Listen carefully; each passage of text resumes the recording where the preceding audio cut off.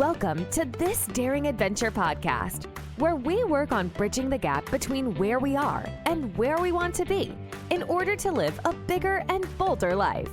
In this podcast, we will provide inspiration, tips, and skills you need to make your life the adventure you want it to be.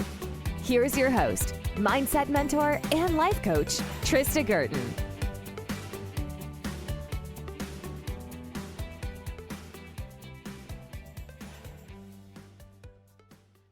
Hi, everybody. Welcome back to This Daring Adventure. I have a very special guest today.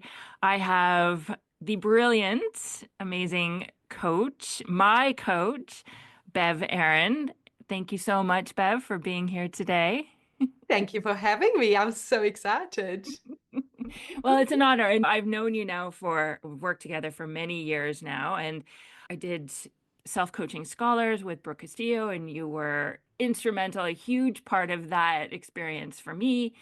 And then I was a master coach, did my master certification with you, and then the deep dive coaching certification program that you offer, which was such a great experience. And subsequently, just being a part of your community has had such an impact on me. And I've really learned a great deal from you that has influenced my coaching today. And so thank you for being here, and thank you for all of your love and support over the years. It's been huge. Oh, I love that. It's an honor to be here, Trista. I woke up today in such a good mood because I was going to spend some time with Trista.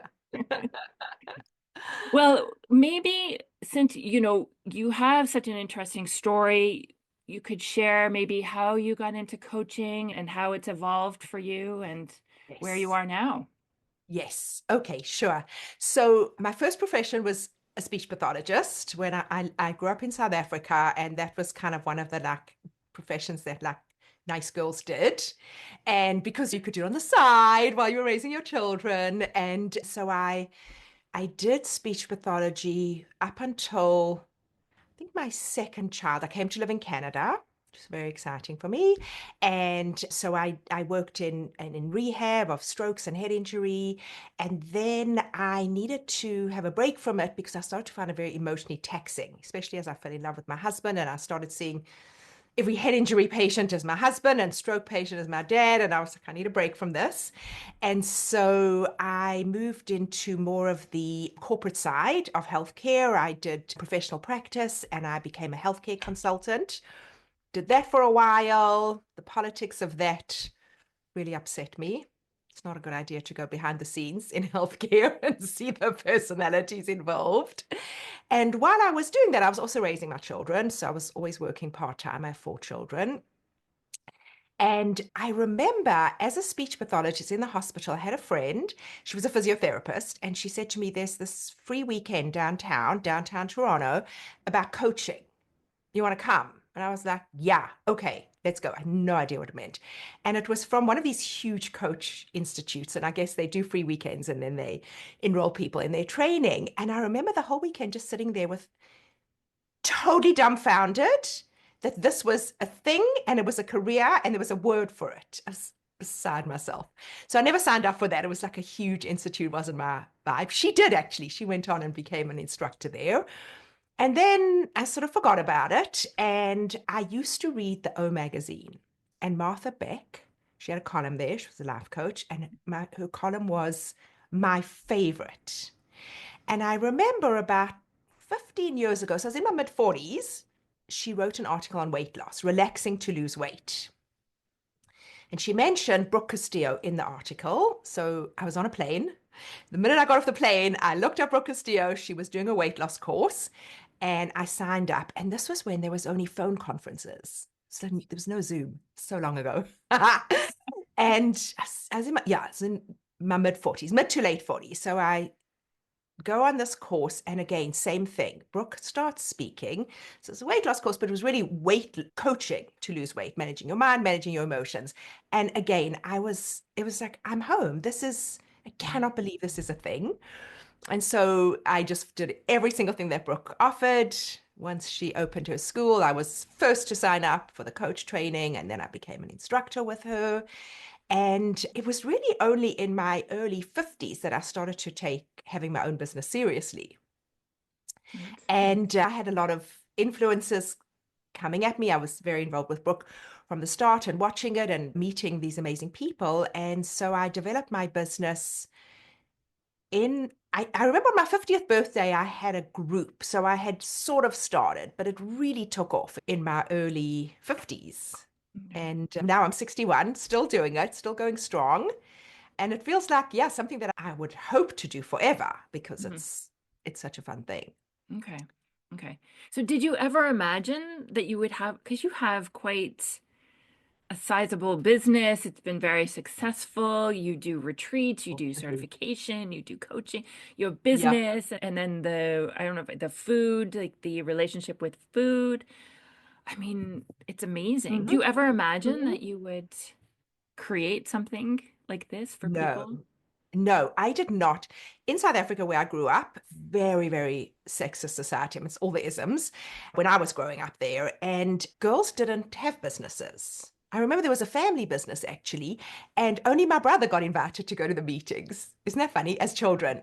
And so all I wanted to do when I became a coach was make up my speech pathology salary, which in Canada, working in the hospital system, I think I was earning like $48,000. And all I wanted to do, me and Deborah, we talked about just going over that $50,000 mark. So I really had to go through, and it was, a slow, gradual process of an idea of myself as someone who could run a business, have a business, who had a business mind, who had a growth mind. It was a complete shift, which, as it turns out, I naturally had that ability. And I guess I had grown up around, entrepreneurs, but it just, yeah, it was, I never sort of had this huge dream. I would just respond to ideas, respond to opportunities, and always be, I think I can do this. I think I'll figure it out. And one of the beautiful byproducts of that actually is in my dad's later years, he came to live in Toronto as well. He became kind of a business mentor for me, which is such a lovely. So, yes, total shift in my self concept, in who I am, in how people saw me, and how I see myself. It's really fun. Oh, Really I fun. love that. And I've had a similar journey too, because it wasn't until I started doing this work that Yeah. I would have said, 7 years ago, I don't have that bone in my body. I don't have that Yeah. entrepreneurial bone. I didn't get that gene or whatever it is. It just doesn't. Right. Right. Yeah. Right. It's true. And you have to be careful what you read because there's books that say, listen, if you're an entrepreneur, it means you've been selling things and bringing up schemes since you were a child.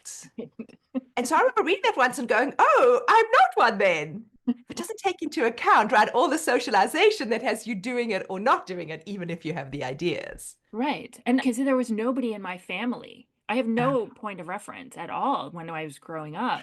Nobody had their own business. We were teachers at St. Catherine's is a GM city. yeah. So everybody Yeah. was a teacher or they were working at GM. That was it. So, Isn't that fun? And in our midlife, right, we yes. just got to totally reinvent ourselves and Yeah. from the Yes. inside out. It's so fun. Right. Yes. And I'm encouraging as many women as I possibly can to look for those shifts and those opportunities and those possibilities, right? Like this is what Yeah. we've learned. The possibilities exist. We just need to Yes. start looking for them and believing that they exist. Yes. And that's why I love you doing this podcast because we need evidence. We just need one person to go, oh, they did it in their 50s. Total shift. Yes. Maybe I can. Maybe it's Right. not too late for me. Yeah. So I It's love just that you're doing this. planting that seed and the drip Yes. brainwashing that you do, Yes. right? Just Exactly. planting that idea. Okay. All right. Exactly. So I love it. one of the things we worked together, and I think that had the most impact on me, was your deep dive certification. Mm. And when I did my coach certification at the life coach school, we learn all these fabulous tools and concepts and skills. And when I look back at the material, of course, it mentions some of the emotional processing, right? It's there. Yep. But I have to say honestly that it wasn't until I started working with you that that really hit me in the face and made that Mm. impact, not only on me personally, with the work that I do with my clients. And now that's one of the foundational pillars of my coaching program that I want to Brilliant. share with as many people as possible. But maybe you could talk a little bit about that. Yes, brilliant. Okay, I love that you're doing it. I think it's really what makes our coaching and your coaching unique compared to there's millions of coaches out there. Of course, everyone does it a little bit differently. Mostly the focus is on how we think. The approach for most of coaching, which is very valuable, is to work with our cognition, our language, the sentences we have in our brain, the thoughts we think, and to find if we want to have a shift in how we're thinking, then often the approach is let's find what you're thinking, let's change what you're thinking, everything will be different, which would be true if our thinking wasn't there for a reason. Our original thinking that might be holding us back, that might be having us think it's too late for me, I'm not capable. We didn't just make it up one day and then we can just like shift it out, right? As if we're changing like a different brand of, I don't know, Kleenex. It came from emotional experiences we had, all the things that anyone's thinking in their brain. We develop those repetitive thoughts, usually at a time of high emotion, especially the ones that don't help us right now, that are holding us back. So to try to negotiate with our brain to change it, we can do it, but it's challenging because it's kind of like saying, well, don't take that super highway. Let's go make a new road. And our brain's like, that's really hard. Most of the time, I'm just thinking on auto. So I'm not going to remember to go down that road. Mm-hmm. So what I learned at a time of crisis for myself, actually, I had to learn it personally first and then realize how beautifully it goes with this cognitive coaching, is our emotions and our nervous system, they're throughout the body. We have brains in our heart and our stomach. We have networks that, are all over our body. And there's this idea of little memories and little emotions kind of stuck throughout our body. I mean, not literally, but the term I've heard from is neural nets, which I love. It's like little nets of brain cells. And so what we do in emotional processing is we allow our thinking brain to do what it does, and we just bypass it. And we go and we find, where's that emotion that's causing all the thoughts that hold me back? We don't even necessarily have to find out when did it start. We just go find what's there and we're with it. Sometimes a memory surfaces and then we're with that. Sometimes ideas surface, we're with that. But it's the idea that we can truly release and heal ourselves from the thinking that caused the thinking that's holding us back or causing us pain by being with it. Mm-hmm. And we need a guide. I think that's important to say. One of the things people ask me is, teach me how to do this. Tell me how I can do this on my own. And the thing is, unless you're familiar enough with the work, or unless you have such a beautiful relationship with yourself, it's very hard to do, because we're going to go to some places that might feel a little uncomfortable or new or intense. And as human beings, our nervous systems, if our nervous systems aren't relaxed and calm, we need another person to be that for us. So emotional processing is a totally new thing. And so the idea for your listeners, Trista could perfectly lead you through this. Then once you've done it a few times with a guide, then you start to feel maybe anxious or upset or angry. Then you can go in and kind of comfort yourself. And after that, what you find is your thinking brain is changed, because all the emotion isn't there anymore. You might remember what happened, but it doesn't bring the emotion. So now we're free to act in a way that best serves us. Yes. And I love that, because I've done that work with myself. And it's so interesting, because then you have a thought about it, like whatever the situation is, and the emotion doesn't come. And it's just the most amazing situation where you're expecting it and there's nothing. I know. Yeah. Don't you find sometimes your clients will come, they'll tell you a story, they'll go, yeah, this happened, this happened, this happened. And then we're sort of remembering, oh my gosh, like 6 months ago, this would have sent you to bed for 4 days. And it's not even like the client had to change it. They're just like, yeah, this is who I am now. It's just a thing Yeah. that happened. It's Yeah. magic. Yeah. Yeah. And I do a process where, one of the places where I like to start with my client is Yes. where some of these memories, I don't want to say like the big T traumas, right? But some of these Yeah. things that continue to Yeah. show up and have, like, it could be a decision that you made, it could be a conversation, it could be a comment, Yeah. whatever it is. And the work that I did with myself once I learned this and felt I had Mm-hmm. a good handle on it is I Mm. had a list of things I went through that I had been Mm. thinking about since I was a child and just systematically made my way through. And Brilliant. it's just like putting all the baggage down. It just, Yeah. you just leave it Yeah. behind. Take what's helpful, Yeah. reframe, think of, how you want to tell that story, how you want to think about it, Yeah. and then move on. And I think for me, that's where I want to start with my clients and then get them to a space where we're focused on the here and now, and then Yes. where do they want to go? Totally. It's always about the here and now. What's holding us back? What's going to get us going? This is the emotional processing. I think it's the most efficient and effective way to do it. It's like we do it and then we go. It's so great. And so one of the other things that I learned from you was this idea of just this self-compassion and Mhm. kindness and how we think about ourselves. Mhm. And I mentioned the story earlier of you mentioning, and I think it was in one of the bar-free business that we Lovely. did. And you were preparing and you just said, you know what, I am a person that does, I think it was you do things at the last minute.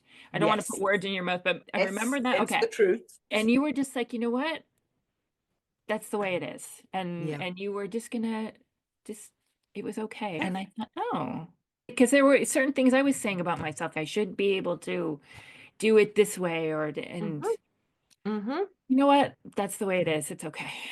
Yeah. Right. Because we only have so much mental energy to work on ourselves. So we have to decide, what do I want to pay attention to that will really move the needle for me and what won't? And I remember my husband he's one of those people that, like, if he has a talk, he'll start preparing a month in advance. I go, what you doing? He go, I'm preparing my talk for next month. I'm like, whoa. And so somehow I thought that was the ideal. Maybe that's what they say in books. So I don't know. I obviously got the idea, right? Being prepared in advance is ideal. And so I would try to be like him and I would set aside time a month before and nothing would come. And so I thought I was doing it wrong. And I thought I was causing myself so much stress by doing it at the last minute. But I realized over time, I always come through at the last minute. I always love what I've produced. That's when the ideas come to me, the inspiration. And I realized the stress was from telling myself it should be done by before, not by leaving it till the last minute, because it always worked out. So once I started saying to myself, yeah, I should be doing it, and I would leave myself a chunk of time the day before or that morning, there was no stress to it. So I think we have to be so careful about what we're listening to and what we're reading, because if we think we're wrong to do it at the last minute, we are for sure going to read books and listen to podcasts that tell us we should be doing things in advance and organized and ahead. And so it'll just keep reinforcing, I'm wrong, I'm wrong, I'm wrong. And then that's what makes us stressed and anxious. So what we want to do is look around. I'm so glad you brought it up, because we want to look around. If we can just find one person who's successful, who does things at the last minute, and you're that kind of person, anyone who's listening, then you have the opportunity to say, oh, this is not impeding my success at all. It's just me telling myself it's wrong. Mhm.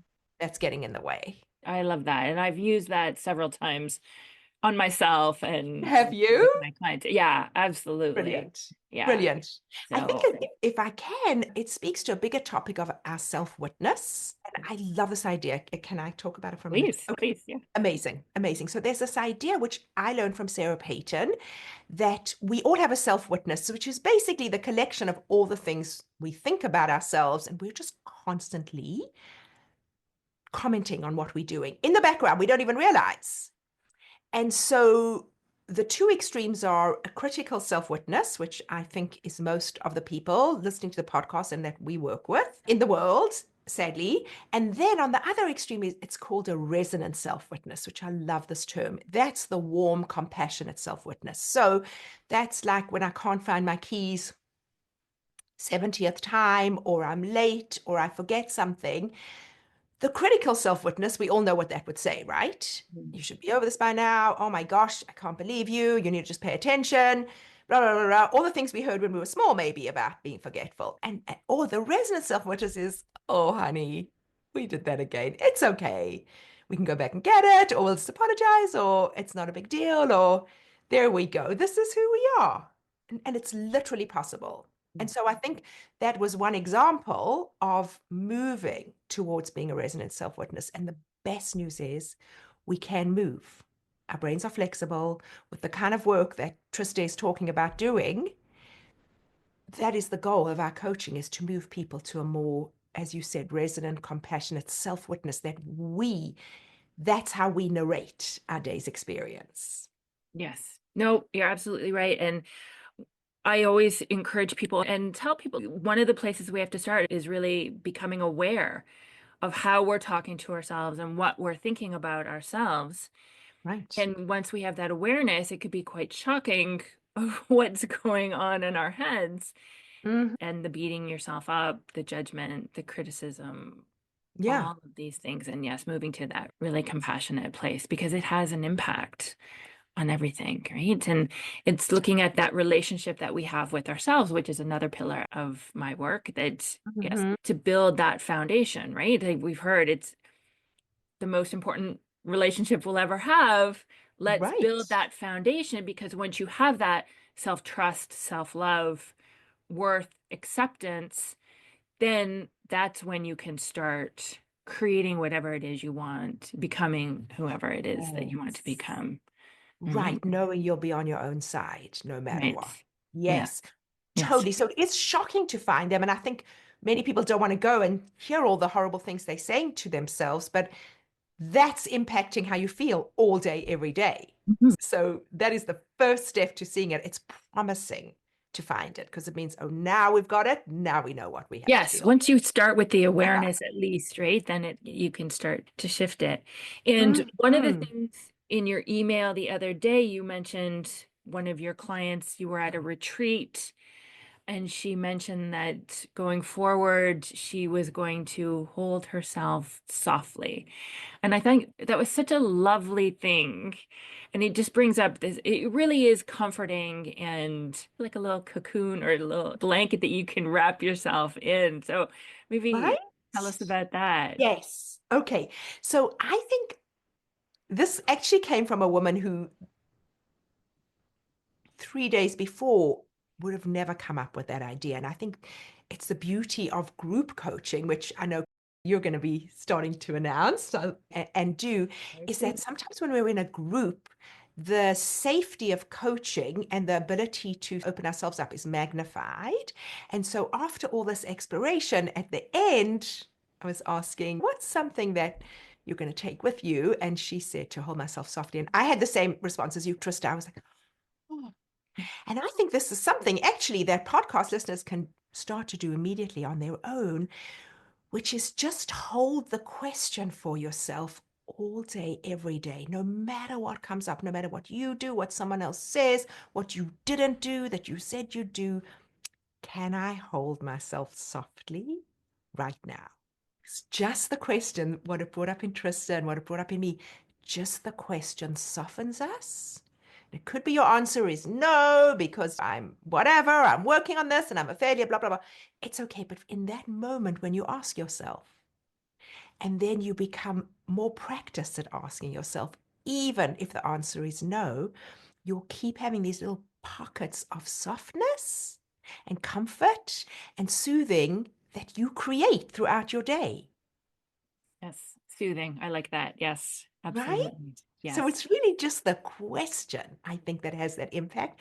We don't have to even worry about where we go with it. You're right. Yeah. It's just the reminder. I think I'm going to put that on a sticky note or somewhere that I can see it Yes. regularly just Yes. to cue that, trigger that for myself. Honestly, I should create a little image of it. Right. Yes. Everybody. Yes. Yes. Bumper stickers. Yes. Seriously. Right. Yes. Well, thank you so much again for joining me today. Is there anything you're working on that you're excited about, that you're looking forward to, that you want to share before we close? Yes. Well, so my most fun and exciting project is my deep dive club.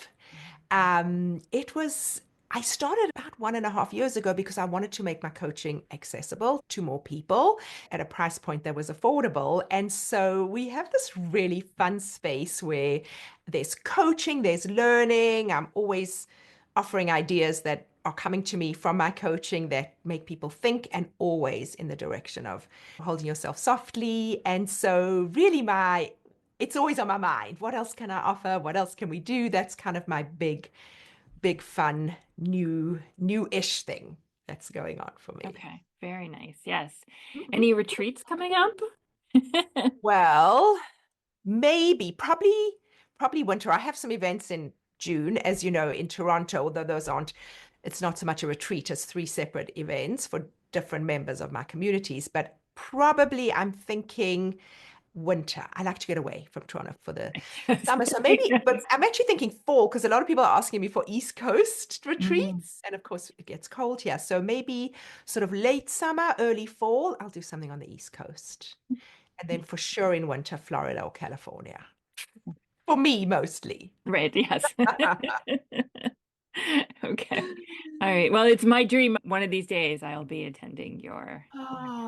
It's been on my list of things to do for a while. So, yes. I would adore it.